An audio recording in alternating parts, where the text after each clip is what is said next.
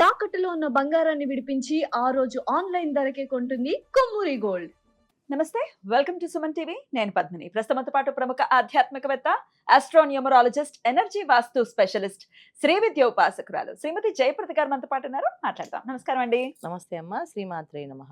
అస్ట్రాలజీని practice చేస్తూ ఉన్నారు. అస్ట్రాలజీతో ముడిపడే అన్ని ఇంటర్లింక్ అయి ఉంటాయి. వాస్తు గానీ, లేకపోతే ఈ పరిహార మార్గాలు గానీ, లేకపోతే అన్ని ఇంకా దీనికి సంబంధించి ఏదైనా కూడా రిలేట్ అయ్యే ఉంటాయి. అవును. వాస్తు గురించి మాట్లాడుకుంటే నేను ఇంట్రడ్యూస్ చేసినప్పుడే అన్నట్టుగా ఎనర్జీ వాస్తు స్పెషలిస్ట్ కూడా మీరు. అంటే వాస్తుని ఇంటికెళ్ళి వాస్తుని కరెక్ట్ చేయటం, ఎనర్జైజ్ చేయటం, ఆయా ఒకవేళ నెగటివ్ ఉంటే దాన్ని ఎట్లా మరి మార్చుకోవాలి అనేది మీరు తెలియజేయటం అనేది మీరు ప్రాక్టీస్ లోనే ఉన్నారు. అవును. ఈ వాస్తుని అలాగే అస్ట్రాలజీని మిక్స్ చేస్తూ నేను క్వశ్చన్ అడగాలి అని అనుకుంటున్నాను.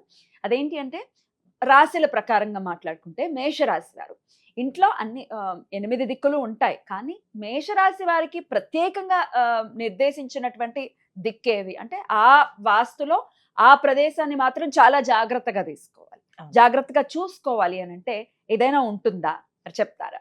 తప్పకుండా నాన్న. అయితే ఏంటంటే, మనకి వాస్తుకి జ్యోతిష్యానికి రెండు ముడిపడి ఉన్నప్పటికీ కూడా జీవన యాత్రలో మన అందరికీ కూడా ఏంటంటే, అన్ని దిక్కులు మనం సరిగా చేయం గనక తూర్పు అందరికీ కలిసి వస్తుందని చెప్పి తూర్పుని ఎక్కువగా అందరూ ప్రిఫర్ చేస్తుంటాం. తూర్పు దిక్కు ఎవరికైనా పనికొస్తుంది. ఎందుకంటే సాత్వికమైన గుణానికి సంబంధించింది తూర్పు వాకిలి. అంటే సాత్విక గుణం అంటే మనకి దాంట్లో అన్ని రకమైన వ్యాపారాలు, అన్ని రకమైన ఉద్యోగాలు వస్తాయి. అంటే న్యాయపరంగా చేసేవన్నీ కూడా దాంట్లోకి వచ్చేస్తాయి.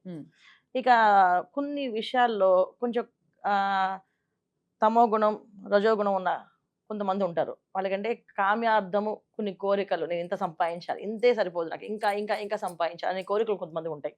వాళ్ళకి ఈ వెస్ట్ సౌత్ ఇచ్చేవారు. సౌత్ కొని ఇచ్చారు. సౌత్ ఎంట్రన్స్ బ్రహ్మాండంగా రాణిస్తుంది. అది పడాలి కానీ పడాలంతే. పడాలి కానీ బ్రహ్మాండంగా రాణిస్తుంది. అలాగే పడమర దిక్కు ఇది కూడా పడితే ఖచ్చితంగా బ్రహ్మాండంగా యోగిస్తుంది.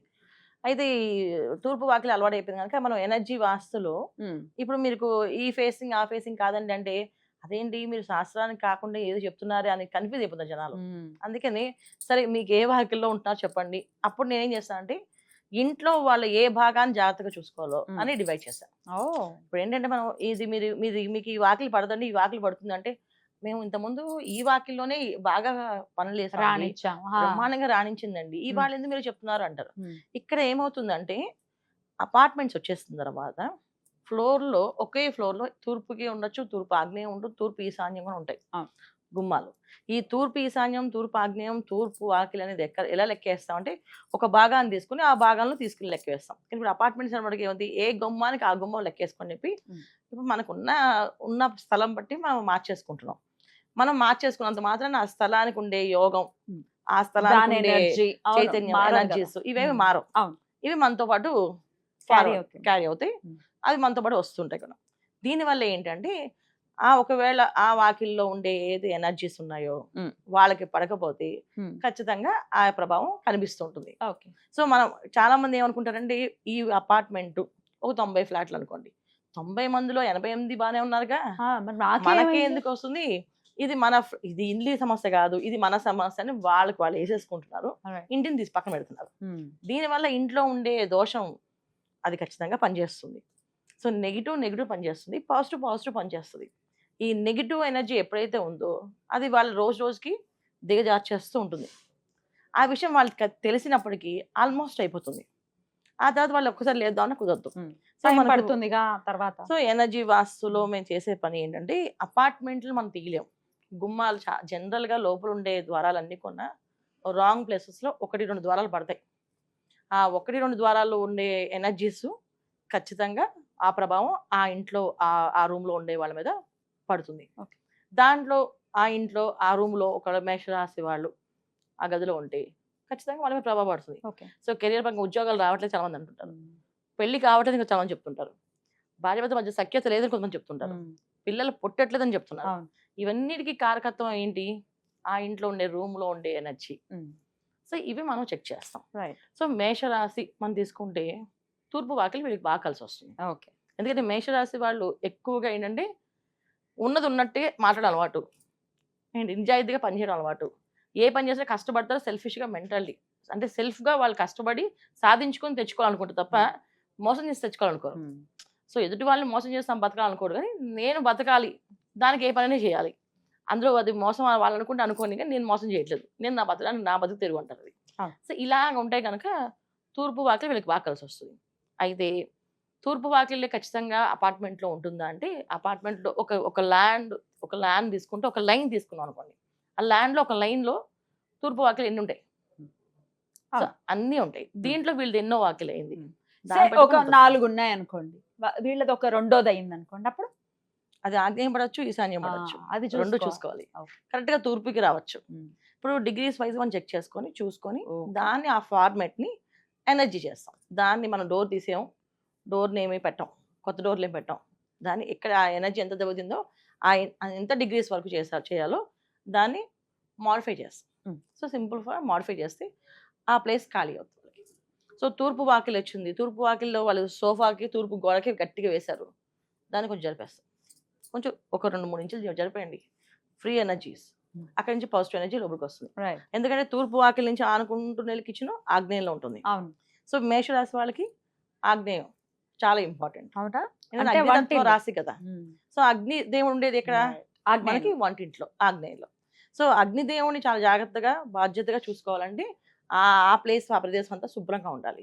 ఇప్పుడు శుభ్రత అని చెప్పి వంటలు చేయడానికి మానేస్తారు అనుకోండి, కిచెన్ లో చాలా వరకు కిచెన్ ఎవరు క్లీన్ చేస్తారు, ప్లాట్ఫామ్ ఎవరు క్లీన్ చేస్తారు అని చెప్పి కొంతమంది వంటలు చేయట్లేదు.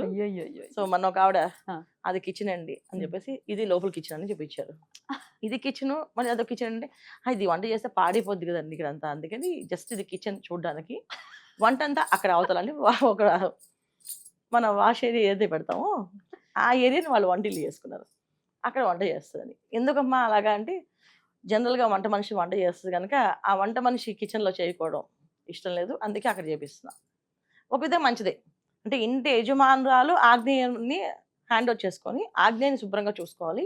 ఆగ్నేయంలో వంట ఆవిడ చేయాలి, వేరే వాళ్ళకి ఇవ్వకూడదు. ఆగ్నేయం అనేది ధనస్థానం చెప్పాలంటే, ఆ ధనస్థానానికి ధనాధిపతి ఎవరైతే ఉన్నారో అది యజమానురాలే ఉంటుంది.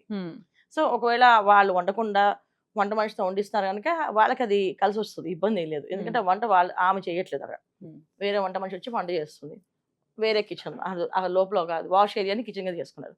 యాక్చువల్లీ అక్కడ స్టవ్ పెట్టకూడదు, అక్కడ నీరున్న ప్లేస్ లో ఈశాన్య భాగం అది, అక్కడ నీళ్లు పోవాలి. వాళ్ళకి వాష్ ఏరియాలో ఆగ్నేయం కిచెన్, కొంచెం కొంత లోపల బాల్కనీలో ఇచ్చి మళ్ళీ ఈశాన్యంకి వచ్చేస్తుంది బాల్కనీ. దానివల్ల ఏంటంటే ఎక్కువ నీళ్లు పోతూ ఉండాలి. సో అక్కడ ఏదైనా తేలికైన వస్తువులు ఉండాలి, మళ్ళీ అక్కడ మంట పెట్టి మళ్ళీ వంట చేయకూడదు.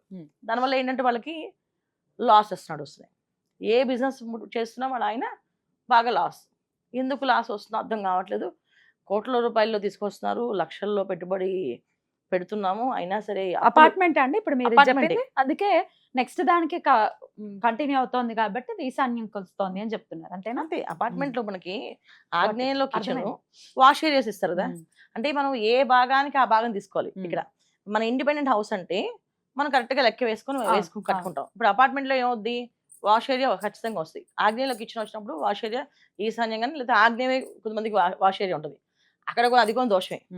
చాలా వరకు ఏంటంటే ఆగ్నేయంలోనే వాష్ ఏరియా, అంటే నీళ్ళు పోకూడదు అక్కడ అసలు, కానీ వీళ్ళు అక్కడ కడుగుతూ తుడుస్తూ ఉంటే కూడా అది ప్రాబ్లమే. సో 2 రకమైన ప్రాబ్లమ్స్ ఉన్నాయి. కొంతమంది ఈశాన్యం బాగా అంటే ఏంటంటే లోపలికి వచ్చిన తర్వాత తూర్పు వాకిల్ లోపల కిచెన్ దాని ఎక్స్టెన్షన్ లోపల మళ్ళీ ఇటు ఇస్తారు, ఇది కూడా ప్రాబ్లం. సో ఇలాంటి దోషాలు ఉన్న చోట మనం దాన్ని మాడిఫై చేస్తాం. సో మేషరాశి వారు ఎటువంటి పరిస్థితుల్లో వంటిల్ని చాలా జాగ్రత్తగా తీసుకోవాలి. ఎటువంటి పరిస్థితుల్లో కొన్ని వంటిళ్ళు చూస్తుంటాం, చాలా భయం వేస్తుంది. అయ్య బాబోయ్, అంటే వంటిల్లు అంటే మన ఆరోగ్యం అంతా కూడా అక్కడ ఆధారపడి ఉంటుంది. అక్కడ చేసే మనం ఎంత పవిత్రంగా ప్రదేశాన్ని చూసుకుంటే అంత బాగుంటుంది. పైగా వీరికి ధనస్థానం అని చెప్తాం, ధనాన్ని ఇచ్చేటటువంటి. ఓకే, సో డెఫినెట్ గా కేర్ తీసుకోవాలి, నీట్ గా ఉండాలి. అన్నిటికంటే ముఖ్యమైనది ఏంటంటే స్నానం చేసి స్టవ్ అంటించాలి. ఎందుకంటే దీపం వెలిగించే ప్లేస్ అది. అంటే అగ్నితత్వమైన రాసి ఇంటి యజమానురాలు దీపం మొదట వెలిగించేది ఎక్కడంటే చిన్నగా దేవుడు సానిసి వచ్చి వెంటనే వంటింట్లో వెళ్ళి పాలు పెట్టడమో, పాలు కాచడమో, కాఫీ కలపడమో చేస్తారు కదా. సో వీళ్ళు మొదటిగా స్నానం చేయాలి, స్నానం చేసి స్టవ్ ముట్టుకోవాలి. ఈ మేషర్స్ వాళ్ళు ఖచ్చితంగా ఇది వీళ్ళు ముఖ్యంగా పాటించవలసిన. కుదరట్లేదు, మాకు టైం అయిపోతుంది, ఇవన్నీ 2 చెంబులు నీళ్ళు పోసుకోవడం పెద్ద కష్టంగా ఉందన్న. ఒకప్పుడైతే నిజంగా మీరు అన్నట్టు నూతులో నీళ్ళు తెచ్చుకోవాలి, ఎక్కడో బాత్రూమ్లు ఉండేవి, బాత్రూమ్కి వెళ్ళాలి. ఇవాళ అపార్ట్మెంట్ షవర్స్ ఉన్నాయి ఏంటి ఆ. చాలా ఈజీ వాళ్ళకి. ఆ. ఏదో దానికి ఏదో ప్రత్యేకంగా స్నానం చేయాలని టైం అనేది మన మైండ్ సెట్ తప్ప రైట్. ఇక్కడ ఏం పని లేదు. జస్ట్ 2 నిమిషాలు వెళ్ళి షవర్ ఇప్పితే ఆటోమేటిక్గా అవే నీళ్ళు పడతాయి. ఆ. ఒక 2 చెంబులు పోసుకుని తర్వాత మళ్ళీ కావాలంటే మీరు ప్రశాంతంగా తీరిగ్గా స్నానం చేసుకోండి, కొంచెం Right. గంట సేపు చేసుకోండి, ఏమి ఇబ్బంది లేదు. Right. కానీ మొదటి 2 చెంబులు నీళ్ళు పోసేసుకుంటే Hmm. మనం ఏదైతే మంచం మీద పడుకుని లేస్తామో, నిద్ర అవస్థ నుంచి లేస్తామో అది శవావస్థ అంటాం. అవును. సో ఆ శవావస్థని దాన్ని శుభ్రం చేసుకోవాలి. ఇప్పుడు మనం Right. ఎవరైనా చనిపోతేనే వెళితేనే స్నానం చేస్తాం, వింటేనే స్నానం చేస్తాం. అవును. ఇలా అని ఉన్నప్పుడు అన్నప్పుడు. మనం పడుకుని లేచినప్పుడు Yeah. అంటే ఒక శవయాత్ర నుంచి మళ్ళీ యాత్రలా Yeah. మన జీవితానికి వచ్చినప్పుడు డెఫినెట్లీ ఖచ్చితంగా స్నానం చేయాలి. స్నానం చేయాలి. ఇది ఏదో సాంసారిక జీవితంలో ఉన్నారు, మరి ఆ. గృహస్థులై ఉన్నారు, స్నానం చేయకుండా రాత్రి పడుకొని ఉంటారు, మరి స్నానం చేయకుండా ఎట్లా ఆ, వెళ్తారు? అంటే వెళ్ళకూడదు. జనరల్ గా దానికి కొంతమంది ఈ మధ్యన తెలుసుకొని చాగంటి వారు చెప్పిన మాటలు విని, మన గరికపాటి గారు చెప్పిన మాటలు విని కాస్త స్నానాలు చేస్తున్నారు. అదే మంచిది. కొంతమంది ఏంటంటే అసలు మాకు అది ఇప్పుడేమి లేవండి, సో అందుకే నేను నా రూమ్ వేరు ఆయన రూమ్ వేరు, నేను స్నానం ఎందుకు చేయాలంటారు. అయ్యో, అందుకని నేను దీనికి దానికి సంబంధం లేదు, మన నిద్ర పడుకొని లేచామంటే స్నానం చేయాలి. ఏమిటో పోకలు, నా రూమ్ వేరు ఆయన రూమ్ వేరు. ఉన్నాయిరా ఇప్పుడు చాలా. అంటే నేను రెగ్యులర్ గా విజిట్స్ కి వెళ్ళడము చూడడం చేస్తున్నప్పుడు మాట్లాడుతుంటాం కదా, వాళ్ళు చెప్పే మాటలు విన్నప్పుడు నేను కూడా కొంత షాక్ లో ఉండి మళ్ళీ తేరుకుంటుంటా. సరే ఇది ఈ రోజులో ఇవి కామన్ అయిపోయింది. ఒకప్పుడు అంటే విడ్డూరంగా వినేవాళ్ళు, అమ్మ ఇదేమిటి అని చెప్పేసి. ఇప్పుడు అది అలవాటు అయిపోయింది, కామన్ అయిపోయింది. అంటే ప్రైవసీ అనే పేరుతో వాళ్ళు ఏ పనులు చేస్తున్నారో పాపం వాళ్ళు తెలియట్లేదు. సరే అవన్నీ తర్వాత విషయం అనుకో. మనకి తెలిసిన మేషరాశి విషయం వారు మాత్రం ఖచ్చితంగా వంటలు. స్నానం చేసి దీపారాధన చేసేటట్టుగా దేవుళ్ళు వెలిగించే దీపం కంటే వంటింట్లో వెలిగించే దీపమే చాలా ముఖ్యం వీళ్ళకి. రైట్. అద్భుతం అండి, చాలా చక్కగా వివరించారు. ఇక నెక్స్ట్ వీడియోలో వృషభ రాశి వారు, మరి వీరు వారి ఇంట్లో ఏ దిక్కులో చాలా జాగ్రత్తను వహించాలి అనేది నెక్స్ట్ వీడియోలో తెలుసుకుందాం. థ్యాంక్ యూ అండి, నమస్తే. నమస్తే అమ్మ, శ్రీమాత్రే నమః.